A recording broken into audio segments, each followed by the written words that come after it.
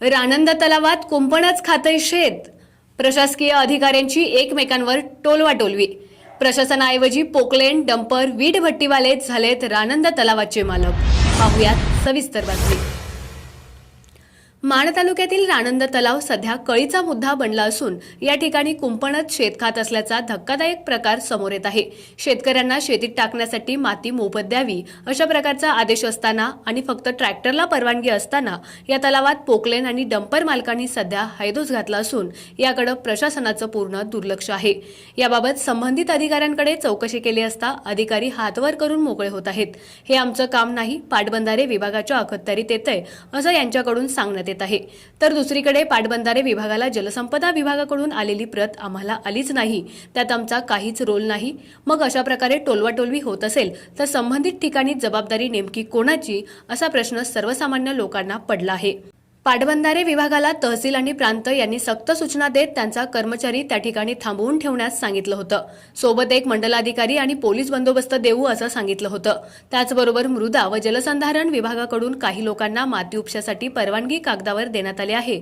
याबाबत संबंधित विभागाच्या अधिकाऱ्यांना संपर्क केला असता आम्ही कोणती परवानगी दिली नसल्याचं सांगितलं जात आहे.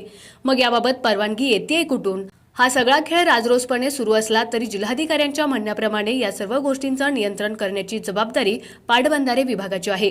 संबंधित ठिकाणाहून किती माती उचलली जाते ती शेतकऱ्यांच्या शेतातच जाते का? दिवसभरात ट्रॅक्टरच्या एकूण किती खेपा होत आहेत? तसेच माती वाहकांकडून याबाबतचा अहवाल दररोज पाटबंधारे विभागाच्या गोंदवले येथील कार्यालयाला सादर करणं आवश्यक असताना पाटबंधारे विभागाचे श्रेणी 1 चे अभियंता यांच्याकडून मात्र उडवाउडवीची उत्तरं ऐकायला मिळत आहेत.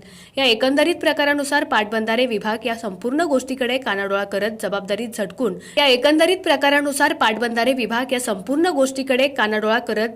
झटकून नेमकं काय साध्य करू इच्छित आहे असा सवाल उपस्थित होतोय. तलावातून वीटभट्टीसाठी ओढलेल्या मातीचे साठे डोंगराला आणि शेतकऱ्यांच्या वावरात. रानंद तलावातून अवैध माती उपसा करून त्या मातीचे साठे थेट वीटभट्टीवर न टाकता काही शेतकऱ्यांच्या वावरात तर काही उघड्या माळावर टाकले आहेत. याबाबत महसूल प्रशासन ही माती जेव्हा वीटभट्टीवर नेतील तेव्हा कारवाई करू असे सांगत आहेत.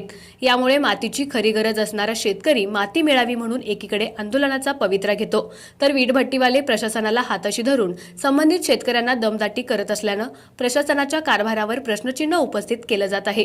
त्याचबरोबर प्रशासनाला सगळे पुरावे देऊनही एकमेकांवर टोलवाटोलवी करणारे प्रशासन या अवैध माती उपसा करणाऱ्यांनी किती रुपयात मॅनेज केले असा सवालही जनसामान्य शेतकऱ्यांमधील चर्चेदरम्यान व्यक्त होतोय. शेतीसाठी माती न नेता अवैधरित्या वीटभट्टीसाठी माती नेणाऱ्यांवर नियमित दंडाच्या तुलनेत 5 पट दंड वसूल केला जाईल. पाटबंधारे विभागाच्या मालकीचा तलाव असल्यानं संबंधित विभागाचा एक कर्मचारी दररोज त्या ठिकाणी असणे अपेक्षित आहे. तहसीलदार विकास अहिर. रानंद तलावातील अवैधरित्या आणि रात्री होणाऱ्या माती उपशाबाबत प्रशासनाला सगळे पुरावे दिले आहेत. मात्र आचारसंहितेचा बुरका पांघरून प्रशासनच अशा लोकांना अवैध माती उपसा करण्यास पाठबळ देत असल्याची आम्हाला शंका आहे. त्यामुळे आम्ही मंगळवारी प्रशासनाला घेराव घालणार आहोत. धैर्यशील पाटील, जिल्हाध्यक्ष मनसे यांनी म्हटलंय. आपला आवाज न्यूज नेटवर्कसाठी एकनाथ वाघमोडे, दहिवडी.